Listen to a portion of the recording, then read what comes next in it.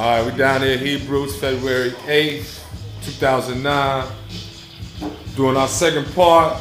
This Sound Boy. Yo, what up? Saying representing the D. Would you go ahead, man, for me? You know, I know you want to love noise DJs. Just go ahead and run down, you know, some of the names you just spun under, where you from, who you representing, and all that. Well, DJ Soundboy is a name that came through evolution. You know, it was the Soundboy crew. Right. Me and my man Marley G. Yeah. R.I.P. Marley G. We started it together. We the Soundboy crew. I was DJ Mo Green, and he DJ Marley G. Okay. But, he ended up getting a job at NASA, so he went to Virginia, and you know, the name stayed, and everybody, you know, I just became DJ Soundboy after that. That's what's up. Yeah. That's what's up. All right. Well, how long, you know, have you been associated with spinning with Love Noise? Well, since day one, you know, I'm one of the founders of the Chiminous Enterprises, and we're the marketing and production company that puts on the event Love Noise. And when we first started, we didn't have a DJ. We didn't have the finances to pay a DJ, and I was always known for having the music. You know, I did my little mixtapes and stuff. You know, just, you know, they always came to me for the music, so it was just like, why you don't do it? And I already had some equipment, because you know, it was always a hobby, a passion of mine. Right. So I was just like, all right, you know, I take it. Bet.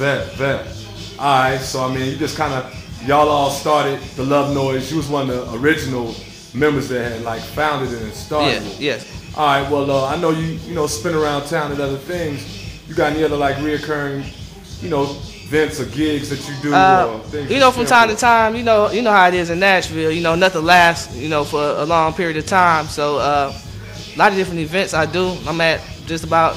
I've been at every club they got out here. You know, besides Love Noise, you know, I do wedding receptions, private parties. I'm just all over the place. I've been done stuff for Fist, done stuff for TSU. Yeah. I've done stuff at Vanderbilt. Mahari Match Party, I did 2 of those. We rocked it out, and man, just whoever grew the same way I grew and feel me, you know, they get at me, and you know, and then we kick it. That's what's up. Yeah. All right. Well, you know what I'm saying. What's your dominant style of music you like to play? I'm hip hop head. You know what I'm saying. But you know, with the Love Noise, you know, I do a lot of neo soul, you know, R&B, hip hop. I do all genres, really. You know, a piece of it. You know, that's what made me so diverse. Word. Reggae too sometimes. Yeah. All right, what you spin on? You know, like what you like use, a table, Serato. Yeah. I was on the Gemini CDJs for a while, and recently acquired Serato. Okay. So I got to get back to the vinyl field, which feels great. You know what I'm saying? I had Serato a couple months, and man, that technology, man, just having all that music at your fingertips is amazing, man. It's almost too much power, man. Sometimes I get lost and don't know what I want to do. Right. You know, besides, you know, having the CDs or the vinyl right there already picked out, you know. So sometimes I have to, you know, really dig. I feel you. All right, well, as far as like your mix CDs, you had talked about that earlier. You still making those? You know, if so, like, you know, where people can get them from, stuff like that. You know, I formerly did the Essence Volume 1 and Volume 2. I haven't done anything formally since then, but a lot of their patrons from Love Noise, you know, I know personally now, and they hit me up, say, man, I'm looking for this song, you know what I'm saying? Right. So I put together, I got that, and I got a bunch of other stuff. So I'll make mixtapes for custom for people, but I'm about to get back into the game with doing my Essence and working with Elevation and so Infinite. Maybe you guys, man, we just take over the city, man. That's what's going on. I know.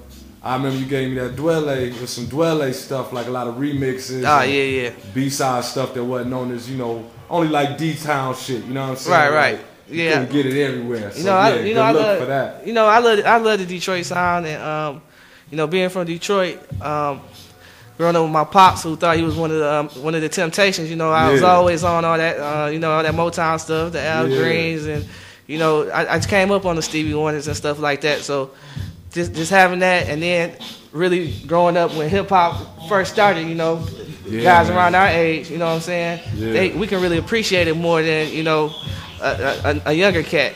You know what I'm saying? So we seen the whole evolution. True that. Well, shoot on.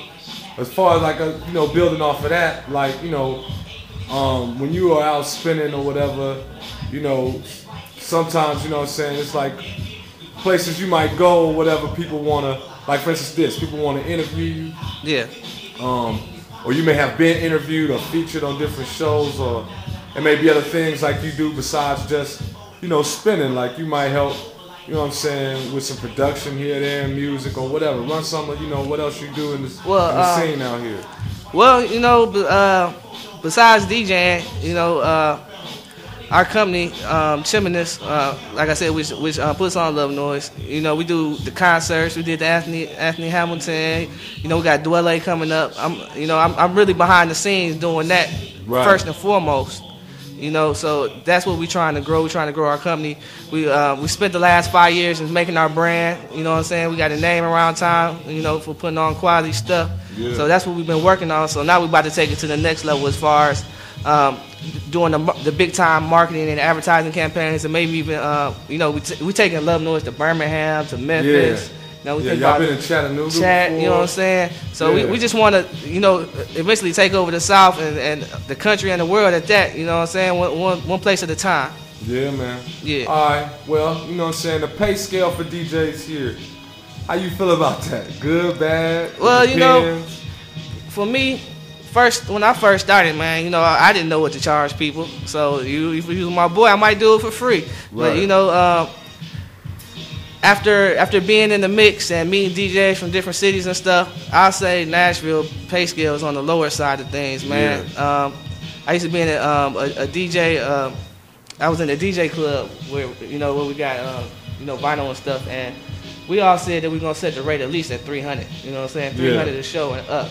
So I like to keep it at least around there. I love to get five a show. You know what I'm saying? But right now, the way it is in Nashville, you know, but you know, DJs, we just gotta step up for real and be like, yo, it ain't gonna be no party. It ain't gonna be that vibe without us. You know, most of the time with these DJs, they have a following. You know, if you're gonna be at a spot, all your folks gonna come out there. So we need to work some more with percentages. You know what I'm saying, with these clubs and stuff, and really hold our ground, man, and band together, because you can't have it where if I be like, nah, I ain't gonna do it for $250, and somebody else come pick it up. You know what I'm saying? So we really need to be together and be like, nah, man, we ain't gonna do that club, man. We ain't gonna do that club unless y'all pay us and do us right, man, because we're a family. Yeah, that's real talk right there. You know what I'm saying? Cats be back, going behind people, and then they'll, like, you know, lower what their price is. That shit really happens. You know, with the technology now, and music is just everywhere. You know, you got a laptop, you got access to anything you want. So it's so many overnight DJs, which, I mean, it's cool.